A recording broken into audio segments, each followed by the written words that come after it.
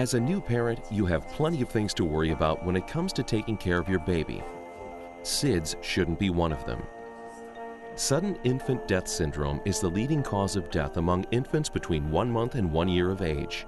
There is no cure or vaccine, but many deaths that are attributed to SIDS are avoidable.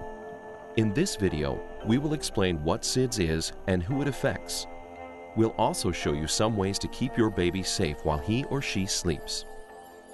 SIDS is the explanation given when a child under the age of a year dies suddenly and unexpectedly, and doctors are unable to identify a cause of death. Because of this, SIDS is known as a disease of exclusion.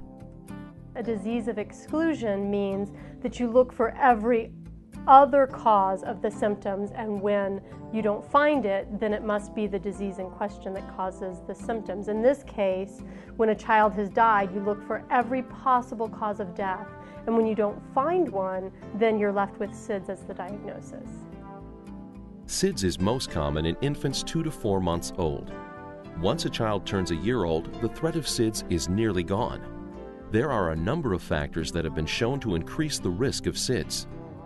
Prenatal risks include inadequate prenatal care and nutrition, subsequent births less than 1 year apart, smoking, alcohol abuse, heroin use, being overweight, being under the age of 20. Postnatal risks include premature birth, low birth weight, infants sleeping on stomach, not breastfeeding, exposure to secondhand smoke, excess bedding, soft sleep surface, and stuffed animals, abuse. There are several steps you can take to help reduce the threat of SIDS for your child. The most important thing is to always put your baby to sleep on his or her back. This includes every time your baby sleeps, even naps.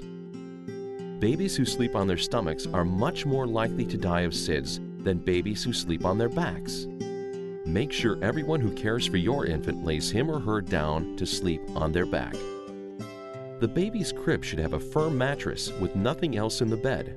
That means no pillows, no stuffed animals, and no blankets. If they definitely need to have a blanket and you don't have something to dress them in to keep them warm enough, you put their feet at the bottom of the crib so they can't slide down any farther, and then you tuck the blanket in around the crib so that it's underneath the baby's arms so that it can't get up over their face.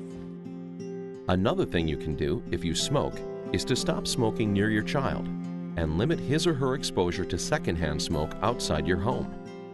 Using pacifiers and sleep sacks can also help to reduce the risk of SIDS. Sleep sacks keep the baby from flipping over on its stomach and suffocating, while pacifiers provide a raised surface that keeps the infant's face away from the mattress. One of the thoughts is that because the child is actively sucking on the pacifier and is stimulated by the pacifier in the mouth, they don't get into as deep of a sleep.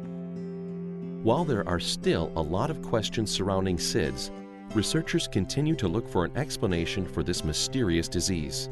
We don't have a definite answer yet, but we continue to find more and more things that we can do to help decrease the risk of children dying of it.